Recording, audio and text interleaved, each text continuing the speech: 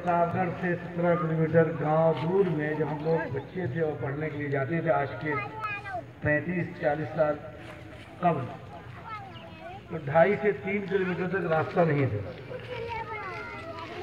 इसी तरह से कीचड़ में खेतों में से अब तो अल्हम्दुलिल्लाह सड़क हो गई। और दारुल उलूम देवबंद में एक ज़माने में मेयार था उस मदरसे का, अभी भी है लेकिन अब वो मेयार नहीं रहा।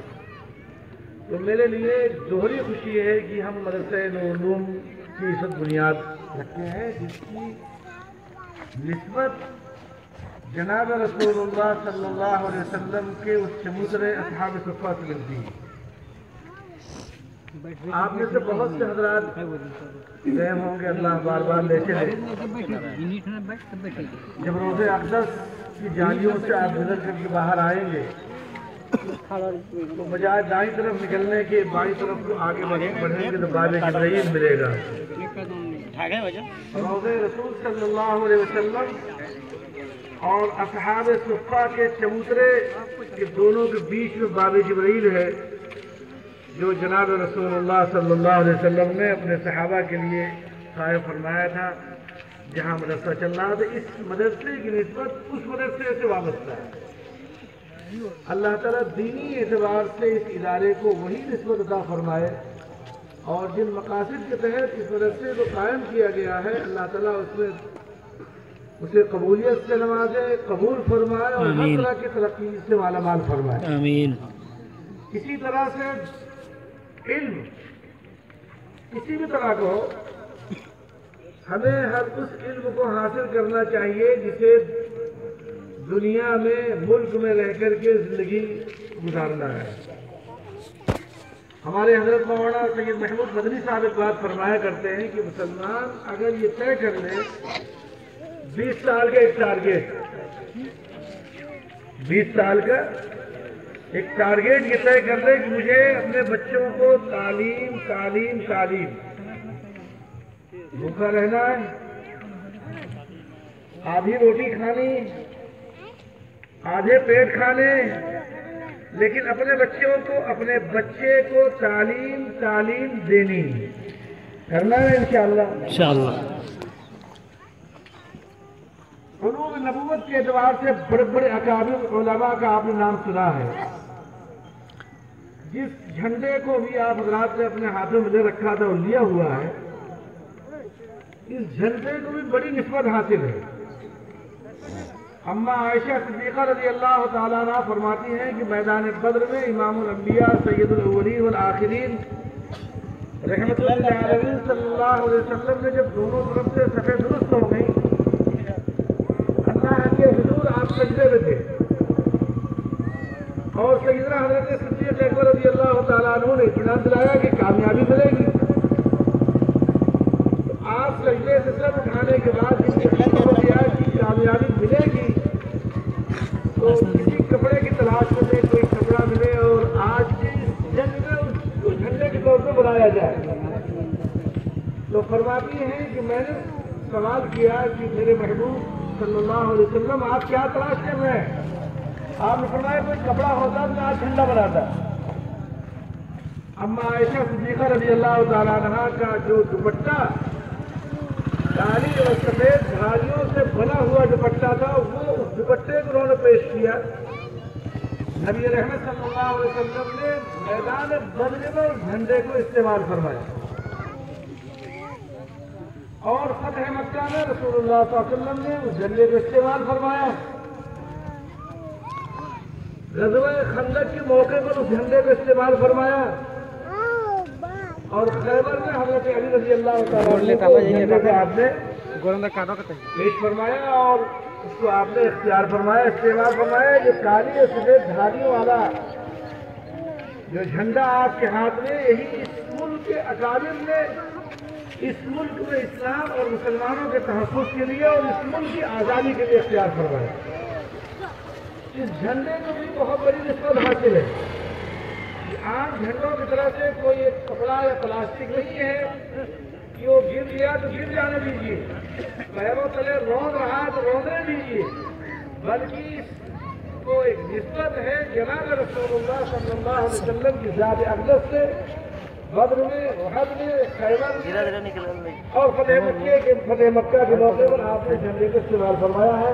تو مبارک ہو آپ حضرات کو کہ آپ کی اکادمی کی آزادی کے لیے دیوبند کے سب سے اولین لوگوں نے جو چند لوگ پڑھنے آئے تو ان میں ایک نام تھا محمود.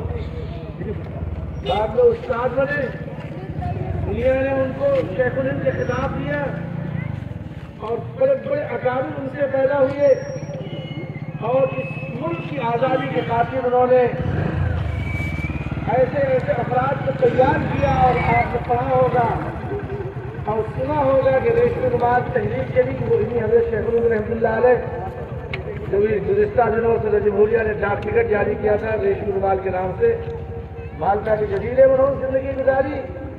اور 1919 نومبر میں باقاعدہ جمعیت علماء ایک دستوری جماعت بنائی گئی. 100 سال جماعت کے ہونے جا رہے ہیں ملک میں، اس ملک کی آزادی کے تعلق سے. اور انہی مدارس سے پڑھے ہوئے نکل کر آنے والے علماء نے ان طاقتوں کو مقابلہ کیا جن کو یہ غرور تھا کہ اس دنیا سے اسلام کو مٹا دیں گے. خود مٹ گئے اور الحمدللہ اسلام باقی ہے اور قیامت تک باقی رہے. اور وہ بنیاد ہے یہی مدارس، وہ بنیاد ہے یہ مدارس. ہمارے اکابر نے اسکول کو کام کرنے کے لیے ایک طرف مدارس کے جال پھیلایا، مساجد کے سلسلہ قائم فرمایا اور دوسری جانب عوام تک پہنچنے کے لیے ایسے ادارے کے کو قائم فرمایا کہ لوگوں تک پہنچ کر کے اللہ اور اس کے رسول سے لوگوں کو جوڑا جائے، جس کا نام ہے تبلیغی جماعت. اور جتنے نظام چلائے جا رہے ہیں چل رہے ہیں ملک میں، ان سب نظاموں کی محافظ جماعت جمعیت علماء، خالص دیندار اکابر شیخ الاسلام ابھی ہمارے صاحب صدیقی عطا الرحمان صاحب ابھی یہ فرما رہے ہیں تو شیخ الاسلام حضرت مولانا سید حسین احمد صاحب مدنی رحمۃ اللہ علیہ ان کے گھر میں 2 روز قیام کیے ہوئے ہیں. آج کے 57 میں حضرت کا انتقال ہوا تھا، 57 میں حضرت کا انتقال ہوا. اور اب آپ سوچیے کہ 57 میں حضرت کا انتقال ہوا کہ جب تشریف لائے ہوئے ہوں گے تو اس وقت اس علاقے کے حالات کیسے رہے ہوں گے اور آج حالات کیسے ہیں.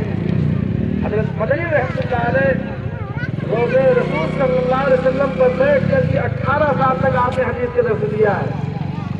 لیکن اس ملک میں اسلام اور مسلمان اور اس ملک کی آزادی کے تعلق سے آپ نے مدینہ طیبہ کی اپنی رہائش قربان فرمائی، اپنے استاد کے ساتھ مالٹا جیل میں رہے اور ہندوستان میں رہنے کا فیصلہ کیا اور اس ملک کو آزاد کرایا. تو ہمارے ساتھ بڑی نسبتیں. بہرحال اس وقت بہت تنگ ہے اور کسی طرح سے تفصیل کی گنجائش نہیں. آپ حضرات سے اس وقت مجھے ایک خاص بات عرض کرنی کہ آپ نے اس ملک کو ایک ایسا آدمی دیا جس کا باپ ایک مندر کے سامنے بیٹھ کر کے پھول بیچتا تھا. کسی بڑے گھرانے سے ان کا تعلق نہیں تھا. ایک غریب گھر میں پیدا ہونے والا آدمی باپ مندر کے سامنے بیٹھ کر کے پھول بیچتا ہے اور اس غریب باپ کا بچہ جب تعلیم کی دنیا میں اترتا ہے اور اس میدان کو فتح کرنے کے بعد اس ملک ہندوستان کا 15 سال تک ڈیفنس کا ایڈوائزر رہا ہے جس کا نام ہے ڈاکٹر عبدالکلام. جس کا نام ہے ڈاکٹر عبدالکلام ڈیفنس کا ایڈوائزر ملک میں آج تک 15 سال نہیں رہا. صدر جمہوریہ ان کے لیے معمولی چیز تھی اور ملک کو انہوں نے ایک سمت بخشی، ملک کو ایک طاقت بخشی، ملک کو ایک نظام دیا. تو ہم اس جذبے کے ساتھ تعلیم حاصل کریں کہ ہم اس وطن عزیز کی خدمت کریں گے اور ہم کسی کے محتاج نہیں رہیں گے، بلکہ ملک میں رہ کر کے ہم تعلیم کے میدان میں اپنے آپ کو اتنا آگے بڑھائیں گے کہ یہ ملک ہماری ضرورت بن جائے اور ہم ان تمام شعبوں میں جہاں جہاں ضرورت ہے وہاں بڑھ کر کے ملک کی خدمت کر سکیں. جمعیت علماء ہند نے 1998 میں باقاعدہ آبادی کے پرسنٹیج کے اعتبار سے فدائے ملت حضرت مولانا سید اسد مدنی صاحب رحمۃ اللہ علیہ نے یہ تحریک شروع کی کہ اس ملک میں مسلمانوں کو آبادی کے اعتبار سے ریزرویشن ملنا چاہیے، اور ملک کی مختلف ریاستوں میں اس کا فائدہ ہوا، اور وہ کوشش جاری ہے اور جاری رکھنی چاہیے، لیکن ہمیں اپنے بچوں کو تعلیم کے میدان میں ضرور اتارنا چاہیے، دینی اعتبار سے بھی اور دنیاوی اعتبار سے بھی ہر میدان میں ہم کامیاب رہیں۔ اور اللہ کا شکر ہے کہ آج آپ کے یہاں بنیاد رکھی گئی ہے۔ میری یہ درخواست ہے کہ آپ حضرات سب مل کر کے سب سے بڑا یہ آپ کا تعاون ہوگا، آپ اپنے بچوں کو اس ادارے سے وابستہ کریں، بچوں کو بھیجیں، کریں گے انشاءاللہ۔ اور آپ حضرات جب بچوں کو بھیجیں گے، ان میں تعلیم، ان میں ہنر، ان میں صلاحیت، ان میں لیاقت، اور اس ملک کے ساتھ محبت اور جذبہ جب پیدا ہوگا تو آپ کو بھی لامحالہ اس ادارے سے محبت اور مناسبت ہوگی۔ اور جمعیت علماء ہند کا 33واں اجلاس عام 12-13 نومبر کو اجمیر شریف میں ہونے جا رہا ہے۔ میں آپ حضرات کو دعوت دیتا ہوں کہ خواجہ غریب نواز کی اس نگری میں جس پر اس وقت دنیا کی نظریں ہیں، جمعیت علماء کا اجلاس عام پورے ملک کے لاکھوں لوگ انشاءاللہ ہوں گے۔